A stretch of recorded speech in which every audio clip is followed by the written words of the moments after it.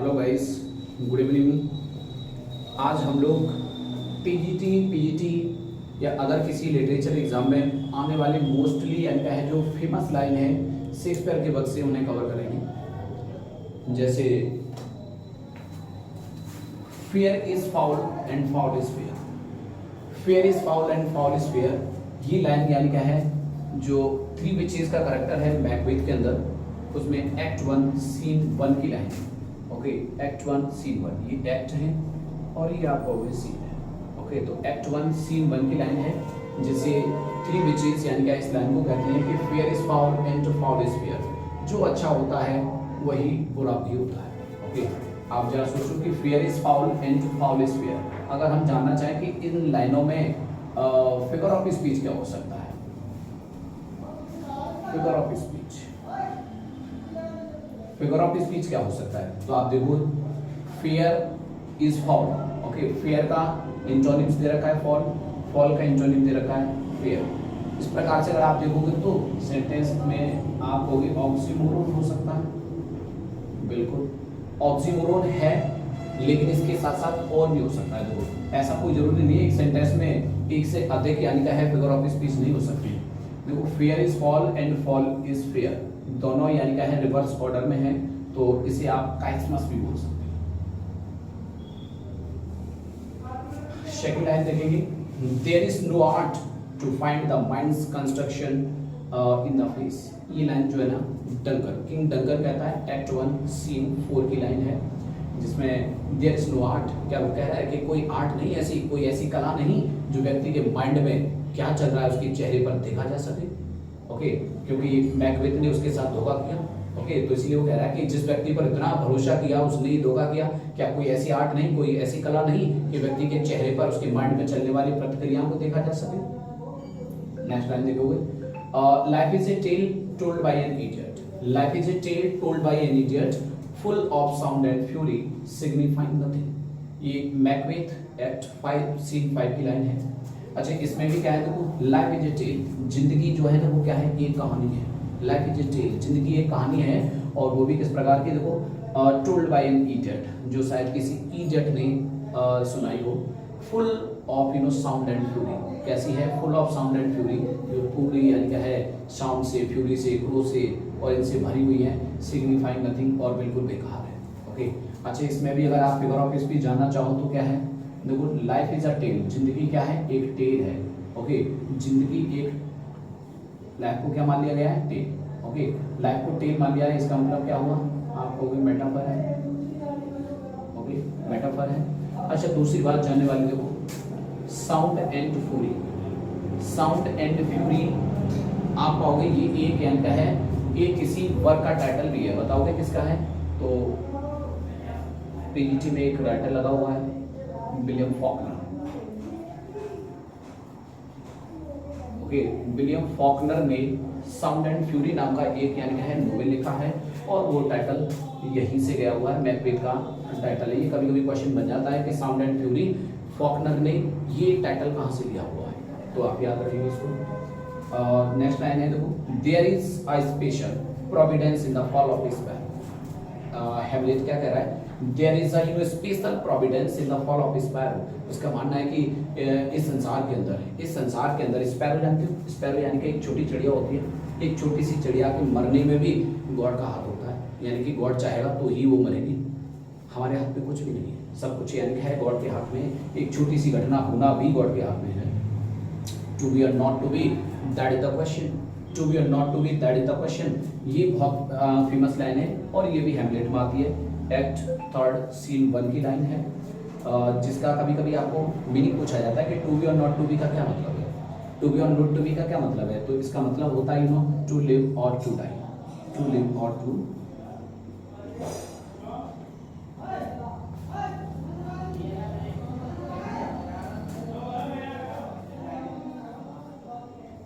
ये कई बार क्वेश्चन बन जाता है कि to be or not to B का आगे क्या मतलब है, तो to be or not to B का मतलब है टू लिव और टू डाई, जीऊं या फिर मर, क्योंकि हैमलेट के दिमाग में यानी क्या है सुसाइड करने का भी विचार आता है।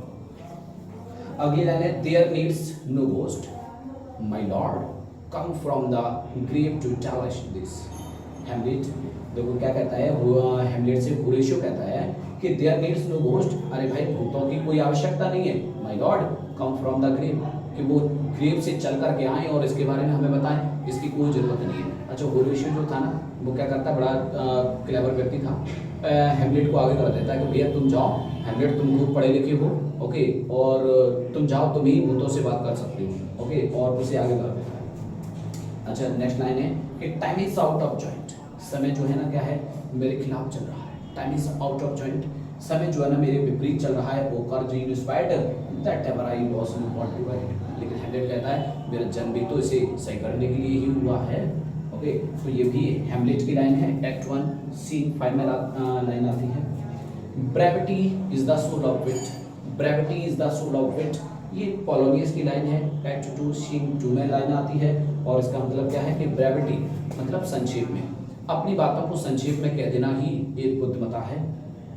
There is nothing good or bad, there is nothing good or bad, our thinking makes it so, ये भी हेमलेट कहता है, कहाँ पर, एक्ट 2 सीन 2 की लाइन है, इसका मतलब है कि there is nothing good or bad, कुछ भी अच्छा या फिर कुछ भी बुरा नहीं होता, बल्कि हमारी सोच उसे अच्छा या फिर बुरा बनाती है। नेक्स्ट लाइन देखेंगे, फ्रैलिटी द नेम इज वुमन, बहुत ही फेमस लाइन है, फ्रैलिटी, फ्रैलिटी का मतलब जानते हो, कमजोरी, फ्रैलिटी द नेम इज वुमन, मतलब हो सकता है स्त्रियां दुर्बलता के ढेर के अलावा कुछ नहीं है, स्त्रियां दुर्बलता के ढेर के अलावा कुछ भी नहीं है, या आप यूँ कह सकते हो कि बेवफाई ही तेरा नाम औरत है, ओके। अच्छा ये लाइन यानी कि हेमलेट एक्ट 1 सीन 2 में अपनी माँ के लिए कहता है, ओके, तो समझ सकते हैं कि बहुत ही गहरी बात कही है। अच्छा अलंकार अगर हम लोग फिगर ऑफ स्पीच देखना चाहें तो क्या कह सकते हैं आप, अच्छा एपॉस्ट्रॉफ रिएक्शन में लिखा है तो आप एपॉस्ट्रॉफ बोल सकते हो, लेकिन एक और अलंकार इसमें में भी हो सकता है, जरा आप सोच के देखो भाई, फ्रैलिटी द नेम इज वुमन, बेवफाई तेरा नाम औरत है। अच्छा बेवफाई तो उसने यानी क्या है उसकी माँ ने की थी सिर्फ, लेकिन उसने पूरी औरत जाति को इसमें क्या कर लिया, शामिल कर लिया। तो एक फिगर ऑफ स्पीच होता है, part for a whole and whole for a part, शिनिंग आप यूज कर सकते हो। देखो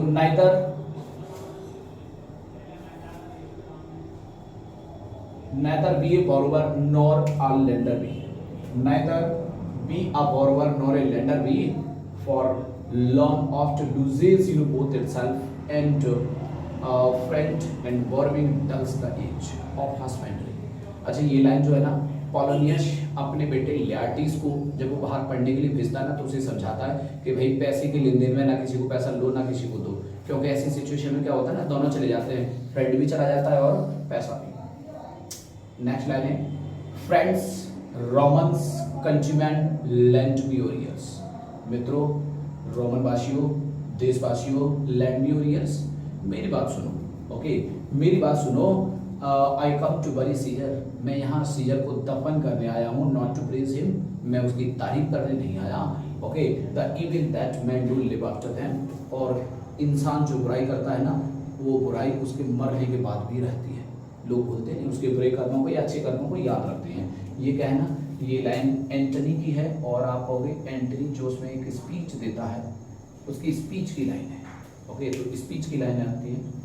नेक्स्ट लाइन है, the fault dear Brutus is not in our stars but in our self that we are underlings. अच्छा ये लाइन कौन कहता है, तो आप कहोगे कैसियस कह रहा है, क्या कहता है, ब्रूटस से कह रहा है इस बात को, ब्रूटस से क्या कहता है कि द फॉल्ट डियर विटर्स, कमियां जो है ना वो हमारे इन अवर स्टार्स, हमारे नक्षत्रों में हमारे राशियों में नहीं है, कमियां हमारे नक्षत्रों में नहीं है, बट इन अवर सेल्फ, बल्कि कमियां तो हमारे खुद के अंदर हैं, दैट वी आर अंडरलिंग्स, कि हम लोग इस समय पर क्या हैं, सीजर के अधीन हैं, ओके, हमें सीजर के अंडर रहना पड़ रहा है।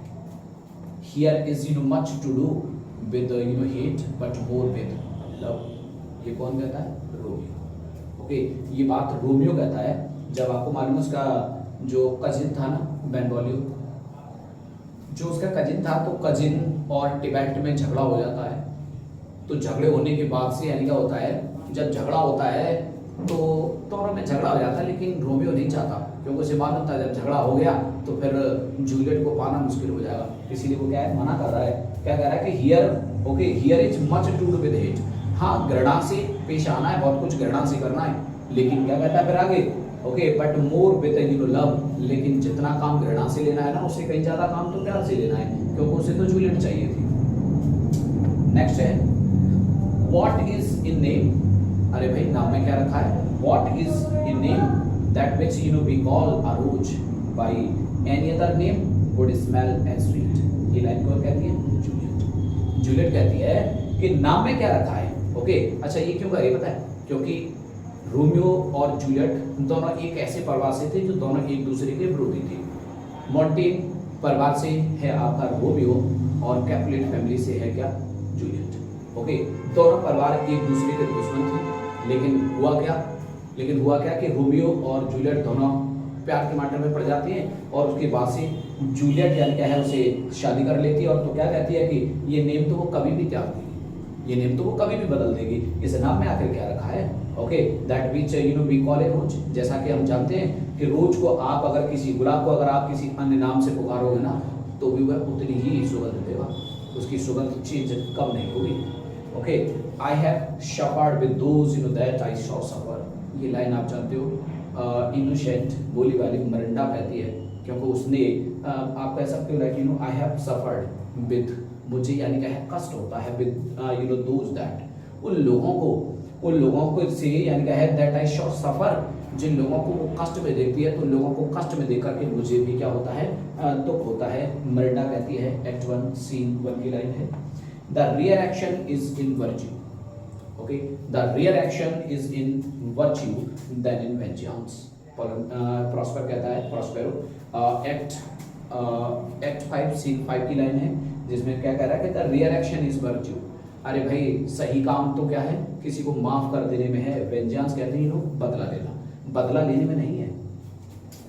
O wonder how manly goodly creatures are there here, how beauteous mankind is, O brave new world. ये लाइन क्या है? मरिंडा कहती है। आप जानते हो मरिंडा एक उसमें फीमेल कैरेक्टर है, और उसने किसी भी मेल को अपने पिता प्रोस्पेरो के अलावा उसने किसी भी यानी कि मेल को देखा ही नहीं था। ओके, इसीलिए जब यानी क्या है वो फर्डिनेंड को देखती है तो क्या कहती है? ओ वंडर, बड़े आश्चर्य की बात है, हाँ मैनली गुडली क्रिएचर, कितने अच्छे यानी क्या है क्रिएचर्स हैं, आर देयर हियर। ओके, और क्या है कि हाउ ब्यूटियस मैनकाइंड, कितनी सुंदर यानी क्या है मानवता है। ओके, ओ ब्रेव न्यू वर्ल्ड। अच्छा, ये जानने वाली बात है, आप जानते हो ब्रेव न्यू वर्ल्ड इस नाम से एक बुक भी है, एक नोवेल है, और आप जानते हो नोवेल किसका है? Aldous Huxley. एल्डस हक्सली का एक नोवेल है इसी नाम से।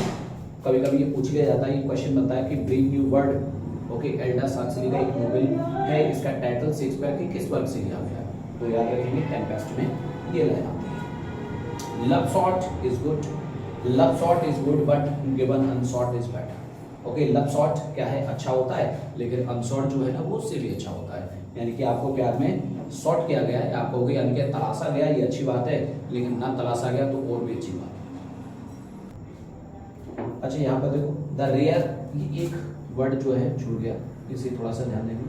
The real action is in virtue, यहाँ पर एक ये एक्शन वर्ड भी आया, तो the real action is in virtue, जो रियल एक्शन है यानी कि जो मुख्य काम है, मुख्य जो बात है वो तो क्या है? वर्च्यू का मतलब अच्छा होना। तो अच्छी बात जो है ना वो बदला लेने में नहीं, किसी को माफ करने में होती है। ये बहुत ही यानी क्या है फेमस लाइन है, जो शेक्सपियर के वर्क से डिफरेंट टाइप की यानी कि एग्जामों में पूछी जाती हैं, तो आप इन्हें याद करें, और आगे इससे कुछ और भी महत्वपूर्ण लाइनें हैं वो आपको मिलती रहेंगी।